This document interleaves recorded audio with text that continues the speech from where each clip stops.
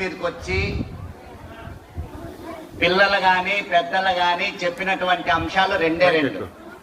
ఒకటి, స్వాతంత్రం అనేది మన దేశానికి ఎవరు తెచ్చుకున్నారు, ఎలా తెచ్చుకున్నారు, ఎవరెవరు పాలు పంచుకున్నారు అనేది పిల్లలు ఎక్కువగా చెప్పినారు. పెద్దలు ఏం చెప్పినారు, దాన్ని సంపాదించినటువంటి స్వాతంత్రాన్ని ఏ విధంగా వారిని రక్షించుకోవాలి. మళ్ళా సైలెంట్ ఉందంటే అలా చేసుకుంటున్నారు. వినండి, కనీసం ఇప్పుడు చెప్పిండే విషయాల్లో కొన్ని రెండు విషయాలు మనం నేర్చుకోవాల్సినటువంటి అవసరం ఉంది. ఇప్పుడు మేము ఒక స్థానంలో ఉన్నాం, మీరు వేరే స్థానంలో ఉన్నారు. రేపు ప్రొద్దున ఈ స్థానానికి రావాలంటే, ఈ విధంగా మనం పండగ నిర్వహించుకోవాలంటే ప్రధానంగా మీలో మంచి లక్షణాలను పెంపొందించుకోవాల్సినటువంటి అవసరం ఉంది. ఇంకా ఎవరక్కడ ప్రధానంగా ఒకే ఒకటి, ఎన్ని చెప్పినా కూడా మీరు ఈ రోజు చెడ మార్గంలో కానీ చెడు విధానంలో కానీ వెళుతున్నారంటే ప్రధాన కారణము మీలో ఉన్నటువంటి ఒక నిర్లిప్తమైనటువంటి ఒక అవకాశాన్ని మనము ఒక దశలో కోల్పోతున్నాం.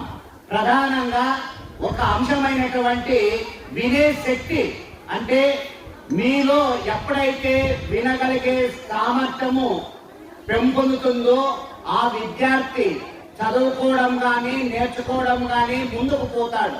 వాడే నిజమైనటువంటి భారతదేశ పరిరక్షణకు కట్టుబడతాడు.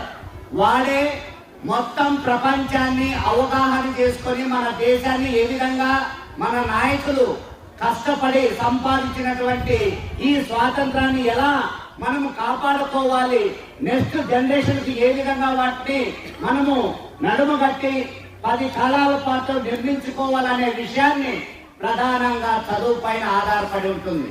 కాబట్టి ఫస్ట్ మీరు ఏం చేయాలంటే, చదవడానికి రాయడానికి ఎప్పుడైతే మీలో ఆ కౌశలాలను మీరు అభివృద్ధి చెందుకుంటారో అప్పుడు మాత్రమే నిజమైనటువంటి స్వాతంత్రానికి అర్థం కూడా ఉంటుంది. లేదంటే ఆనాడు ఏ విధంగా అయితే 1947కు మునుపు మనలో చాలా మంది ఆవిడ కేవలం 23% ఉన్నటువంటి అక్షరాస్యత శాతాన్ని బేరీజు వేసుకొని కేవలము మనము 200 సంవత్సరాల పరాయి పాలన కింద రగ్గి తర్వాత దాన్ని తెలుసుకోగలిగినటువంటి విద్యావంతులు